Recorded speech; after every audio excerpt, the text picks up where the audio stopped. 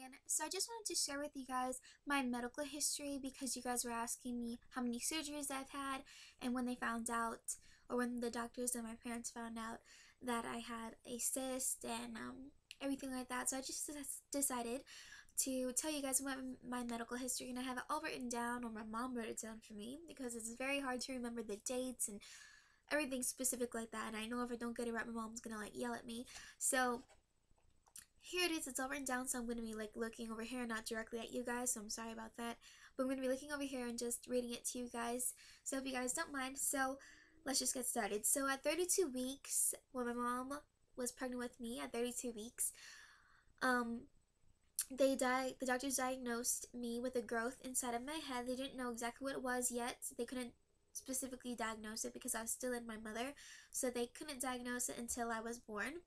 Once I was born, they diagnosed it as a subarachnoid cyst on my left side of my head, as you guys already knew. Now my surgery. So my first surgery was when I was 2 months old. So 7 of 95.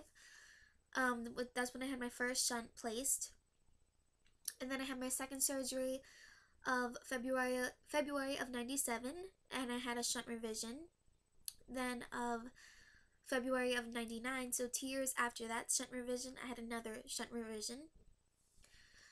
Then a month after that shunt revision, I had exploratory surgery, and I was diagnosed with peritonitis in the stomach. I had an appendectomy, so I had my appendix removed. I had my shunt externalized, and then a month after that, I had a new shunt put in, so a whole new shunt put in.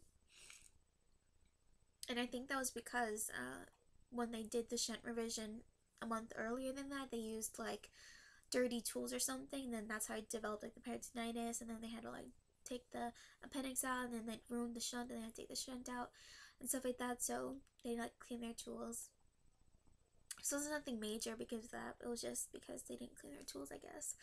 Then in February of 2004, I was diagnosed with optic nerve atrophy in my left eye. So this was just in 2004, resulting in vision loss. So the optic nerve atrophy resulted in me being blind in my left eye. And it's a funny story. You guys asked me about this in my messages on Facebook, how we found out about the optic nerve atrophy. My dad was just testing my vision in both my eyes. I was reading a magazine or a newspaper, I forget which one, and he was just like, okay, cover your left eye, now read this sentence. Okay, now cover your right eye, read this sentence. And when he told me to cover my right eye, he told me to read the sentence and I couldn't read it, and he was like, what do you mean you can't read it? And I was like, I can't see anything. And he like started freaking out, and my mom started freaking out. We went to the doctor and they did all these tests, and then they found out that I have optic nerve atrophy, and it's because of the pressure of these cysts on my brain. So yeah. And then in February of 06, February is just not a good month for me. Like, I have like all my surgeries in February. In February of 06, I had surgery to correct my left eye for lazy eye. So I had lazy eye in my left eye, and I just had surgery to correct it in February of 06. And then that was it. That was my last surgery. So my last surgery was just to correct my lazy eye, and that was it. I never had surgery after that. Everything's been fine. So that's awesome. Awesome. But the only other thing that has been happening is I've had a history of migraine headaches ever since I was 13. So ever since high school, ever since my freshman year of high school, I've been having migraine headaches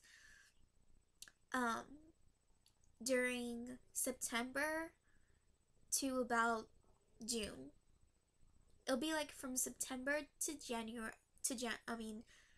September to December, and then it'll be from January to June. Like that's how it is. Like, I'll have like maybe winter break, like those few weeks to relax. And I don't know why. I think it's stress related because school's just starting up in September, so I get like really stressed out, and I'm like not eating, and then like I'm really stressed, so I'm staying up late. So I think that's why I've been having migraines during starting high school, but even now in college, I don't really get stressed out that much, but I still get them during that time period. So it could be the season changing from hot from the summer to cold, and it just being cold. I have migraines. I don't know. The doctors don't know. They tell me to keep a migraine headache journal to write down the date it happened and the time that it happens and what I eat before and after it happens and how I'm feeling before and after it happens and um, how it feels, the pain level and everything like that. It's a lot of work to keep that migraine journal. I haven't had to do that though for a couple months now because my doctor told me that I didn't have to do that for a while. But my doctor has put me on this medicine that I have to take every night. And if you have the same thing I have when you have like headaches every single day or you have cluster migraines and they don't like have a specific reason why you have it, like I do, we don't know the reason why. I'm just saying it's because of stress, but there's no specific reason. My doctor put me on to Puramate, and this works really, really well. I only take it when I feel like I've been having headaches for a while. So when school starts, I take it. I've been off of school since the beginning of May, so I haven't been taking it. But in the beginning of July, I started getting my migraine headaches again, my cluster migraine headaches. So I've been getting them,